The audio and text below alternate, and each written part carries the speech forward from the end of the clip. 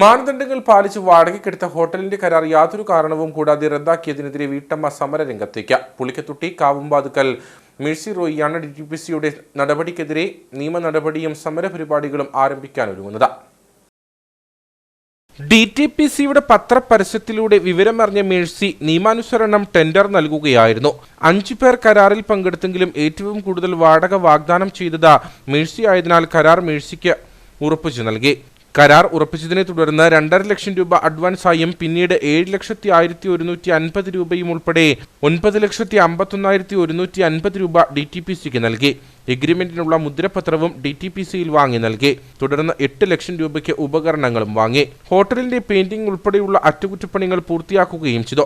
ഇവിടെ ജോലി ചെയ്തിരുന്ന 12 തൊഴിലാളികളെ വാടക വീടെടുത്ത അവർക്ക് ഭക്ഷണവും പണവും നൽകി. ഇത്രയും കാര്യങ്ങൾ ചെയ്തതിനു ശേഷമാണ് DTPC സെക്രട്ടറി കരാർ റദ്ദു ചെയ്തുവെന്ന് അറിയിക്കുന്നത്. കരാർ എടുത്തപ്പോൾ പറഞ്ഞിരുന്ന എല്ലാ മാനദണ്ഡങ്ങളും പാലിച്ചിട്ടും യാതൊരു കാരണവുമില്ലാതെ താക്കോൽ തിരിച്ചു വാങ്ങുകയായിരുന്നു.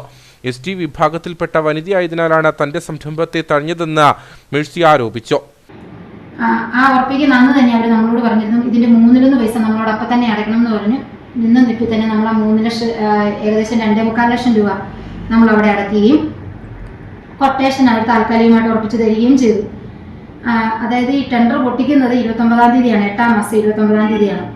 അതിനുശേഷം നമ്മൾ പല ദിവസങ്ങളിൽ അവിടെ ചെന്നെങ്കിൽ ഇത് തുറക്കുന്ന കാര്യങ്ങളെക്കുറിച്ച് നമ്മൾ സെക്രട്ടറിയോട് സംസാരിച്ചപ്പോൾ സെക്രട്ടറി കുറച്ച് കാര്യങ്ങൾ ഇങ്ങോട്ട് പറഞ്ഞിരുന്നു. നിങ്ങൾ ഇന്ന പോലെ കാര്യങ്ങൾ ചെയ്യണം. അവർ പറഞ്ഞ ടേംസ് ആൻഡ് കണ്ടീഷൻസ് എല്ലാം നമ്മൾ അംഗീകരിച്ച് മുദ്രപത്രം വാങ്ങിച്ചു കൊടുത്തു. അവർ പറഞ്ഞതിന് പ്രകാരം വാടകയായ 7,42,500 പ്ലസ് GST, അതിൻ്റെ കൂടെ 1 ലക്ഷം രൂപ സെക്യൂരിറ്റി പൈസ ചേർത്ത് 9,76,150 രൂപ ഞാൻ SBI ബാങ്കിൽ നിന്നും ഞാൻ അവരുടെ അക്കൗണ്ടിലേക്ക് ട്രാൻസ്ഫർ ചെയ്തതാണ്.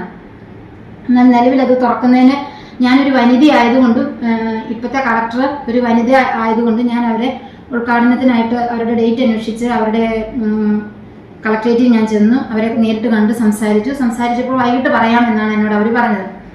വൈകിട്ടായപ്പോഴും ഡേറ്റ് കിട്ടാതെ വന്നപ്പോഴത്തേക്കും നമ്മൾ DTPC സെക്രട്ടറിനെ വിളിച്ചപ്പോൾ സെക്രട്ടറിയാണ് പറഞ്ഞത് അത് തുറക്കാൻ പറ്റത്തില്ല. കാരണം അന്വേഷിച്ചപ്പോൾ അവർ കാരണമൊന്നും പറയുന്നില്ല. എനിക്കറിയത്തില്ല. സെക്രട്ടറി എന്നോട് പറഞ്ഞത് കാരണമൊന്നും എനിക്കറിയത്തില്ല, കളക്ടറാണല്ലോ ഇതിൻ്റെ രക്ഷാധികാരി. വാടക വീട്ടിൽ താമസിക്കുന്ന തങ്ങൾക്ക് 2 കുട്ടികളുടെ വിദ്യാഭ്യാസത്തിനും ബുദ്ധിമുട്ടായതിനാലാണ് ഹോട്ടൽ നടത്താൻ തീരുമാനിച്ചതെന്നും മേഴ്സി പറയുന്നു.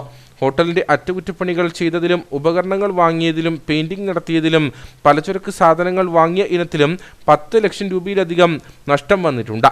DTPCയിൽ അടച്ച തുക തിരികെ കിട്ടിയെങ്കിലും പണയം വെച്ചും പലിശയ്ക്ക് വാങ്ങിയും മുടക്കിയ തുകയുടെ പലിശയും കൂടിക്കൊണ്ടിരിക്കുകയാണ്.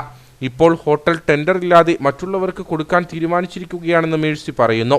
എല്ലാ മാനദണ്ഡങ്ങളും പാലിച്ച് കരാറെടുത്ത തന്നെ ഒഴിവാക്കി തന്റെ നഷ്ടം തരാതെ മറ്റാർക്കെങ്കിലും ഹോട്ടൽ നടത്തുന്നതിന് കരാർ നൽകിയാൽ മരണം വരെ ഹോട്ടലിന് മുമ്പിൽ നിരാഹാര സമരം നടത്തുമെന്നും മേഴ്സി വ്യക്തമാക്കി.